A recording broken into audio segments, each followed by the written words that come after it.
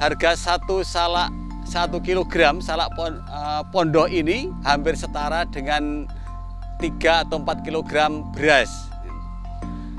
Nah, oleh karena itu bertani salak pondoh itu sangat menjanjikan.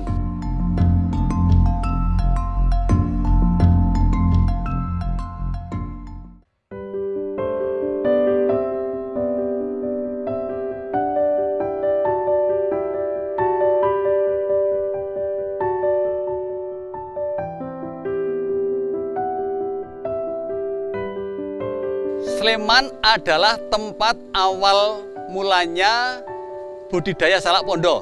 Jadi salak pondoh yang sekarang sudah tersebar di seluruh Indonesia ini awalnya adalah dari Sleman.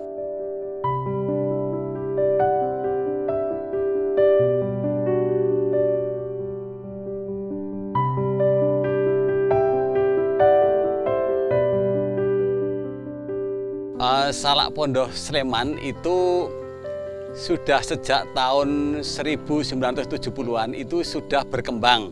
Nah, dulunya di Sleman ini yang ada adalah salak lokal. Tapi begitu ada salak pondoh, semua varietas salak lokal itu akhirnya digantikan dengan salak pondoh.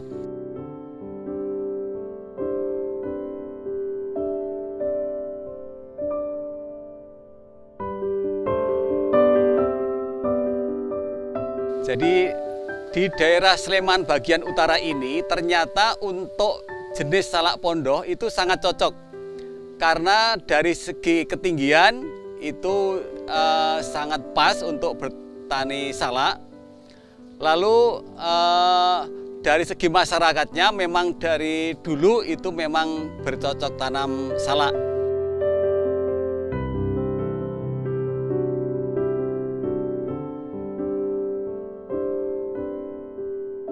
Kekhasan salak pondoh adalah rasanya yang manis, lalu tahan lama. Salak pondoh ini sangat cocok untuk ditanam di tanah di lereng Gunung Merapi ini, sehingga hasilnya itu menjadi produk yang berkualitas, yang sulit untuk disamai dengan salak-salak yang lain.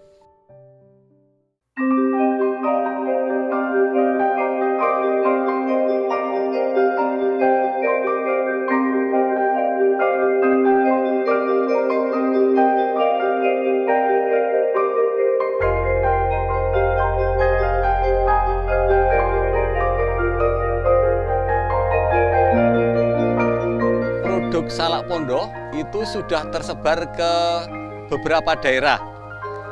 Nah, untuk membedakan salak Sleman dengan salak dari daerah lain itu harus ada sertifikatnya. Dengan adanya sertifikasi geografis ini kita dapat melindungi bahwa produk salak pondoh adalah asli dari daerah Sleman. Nah, pada waktu itu ditawarkan bagaimana kalau salak pondoh Sleman ini dijadikan produk bersertifikat indikator geografis. Ada kesempatan untuk salak Sleman ini didaftarkan menjadi produk bersertifikat indikator geografis. Prosesnya memang perlu waktu agak lama.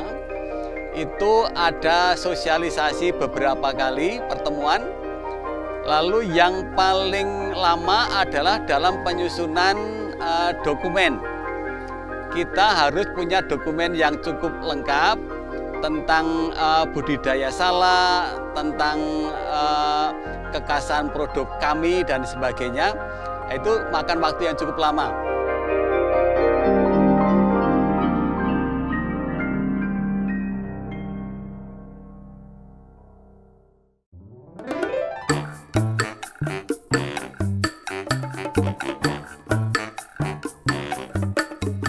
Untuk mensertifikasi salak menjadi produk indikator geografis itu dari petani kita tidak mengeluarkan dana karena itu didanai dari pemerintah, dari Kementerian Pertanian. Jadi seluruh dana itu dikeluarkan oleh pemerintah.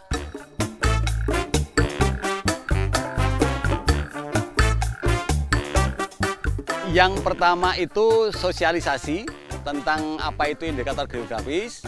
Lalu yang kedua adalah mempersiapkan produk dengan sertifikasi indikator geografis. Lalu yang ketiga itu bagaimana kita membuat dokumen-dokumen sehubungan dengan sertifikasi itu.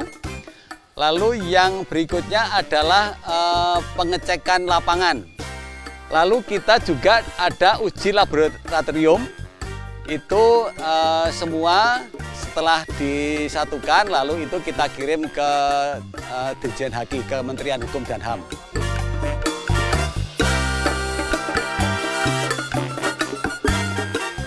Sertifikat indikator geografis kan sebenarnya dimaksudkan untuk melindungi keaslian produk lokal. Semakin banyak daerah yang mempunyai produk dengan bentuk yang sama, salak, itu kemungkinan untuk dicampur itu sangat besar. Oleh karena itu, dengan sertifikat indikator geografis kita dapat melindungi produk kita.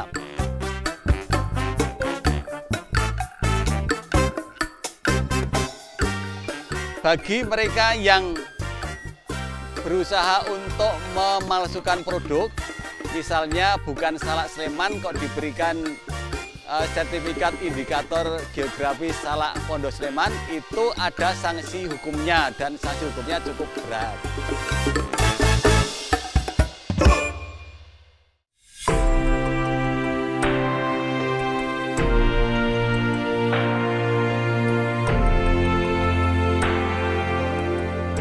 Kita sudah ekspor ke Singapura, ke China, ke Thailand, lalu ke Australia kita juga sudah kirim, ke Eropa kita sudah masuk, kita mencoba untuk masuk ke Perancis, ke Jerman, ke Belanda.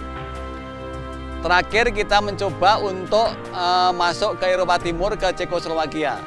Dan sebetulnya penggemar salak di luar negeri sana itu cukup bagus.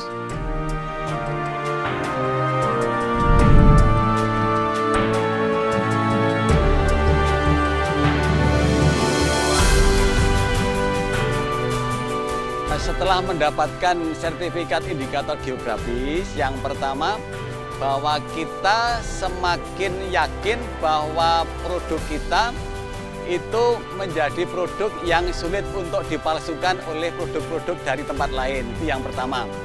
Yang kedua, kita semakin yakin bahwa kualitas yang ada di produk kami itu diterima oleh masyarakat.